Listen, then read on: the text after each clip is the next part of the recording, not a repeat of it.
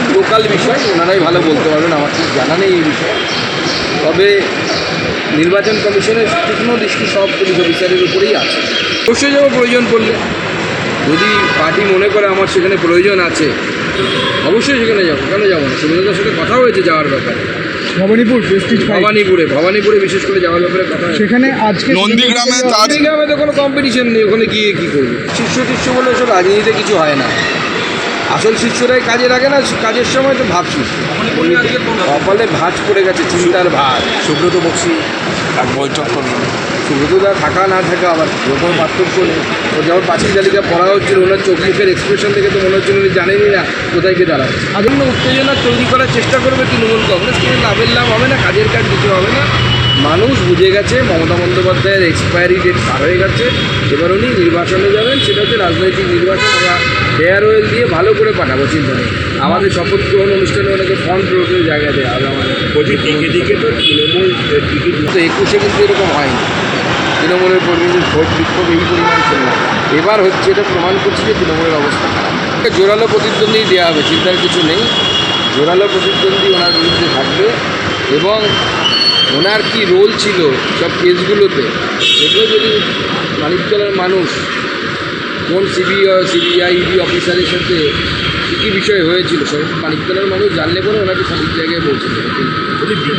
এটা প্রমাণ করছে যে তৃণমূলের খারাপ সময় আসছে। পার্টি অফিসে লাইন দিয়ে লাভ নেই, তো আমরা পচা জিনিস নিব না বলেছি। আমি যখন রাজ্য সভাপতি ছিলাম তখনই বলেছিলাম আমরা পচা আলু নেব না।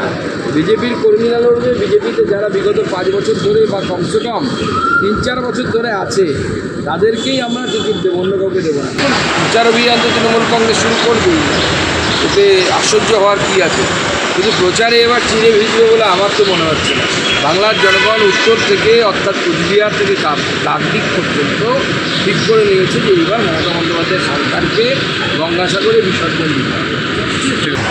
তৃণমূল কংগ্রেস বুঝতে পারছে যে ভবানীপুরের লড়াইটা ওনাদের জন্য ওয়াটারলুর লড়াই হতে চলেছে, এবং মমতা বন্দ্যোপাধ্যায় হারতে চলেছেন, বিজেপি জিততে চলেছে, ওখান থেকে বিরোধী দলনেতা তিনি জিতবেন। পুলিশ তদন্ত করুক, তৃণমূলের কর্মী খুন হয়েছে মানে নির্ঘাত তৃণমূলেরই কেউ যুক্ত। এর আগেও আমরা দেখেছি বিভিন্ন জায়গায় কাউন্সিলর থেকে খুন থেকে শুরু করে তৃণমূলের কর্মীরা যারা খুন হয়েছে তাদের পরিবার পর্যন্ত তৃণমূলের পুলিশের উপরে কোনো ভরসা দেখাতে পারেনি, তারা সিবিআই তদন্ত চেয়েছে।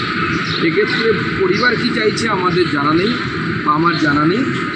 তবে হারোয়াতে বিজেপি অত্যন্ত কম শক্তিশালী আমি বলবো।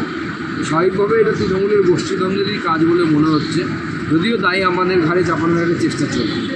বিজেপির নির্দিষ্ট পদ্ধতি আছে, তৃণমূলের তো একটাই পোস্ট, বাকি সব তো ল্যাম্প।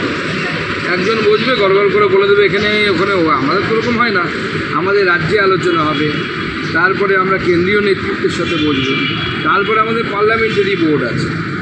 তো অলরেডি আমরা প্রথমে আমাদের প্রার্থী তালিকা বের করে দিয়েছি, এবং এবার আমার বিশ্বাস আজ কালের মধ্যে সম্পূর্ণ প্রার্থী তালিকা হয়ে যাবে। শুধু একটি সিট বাদ থাকলেও বাদ থাকবে।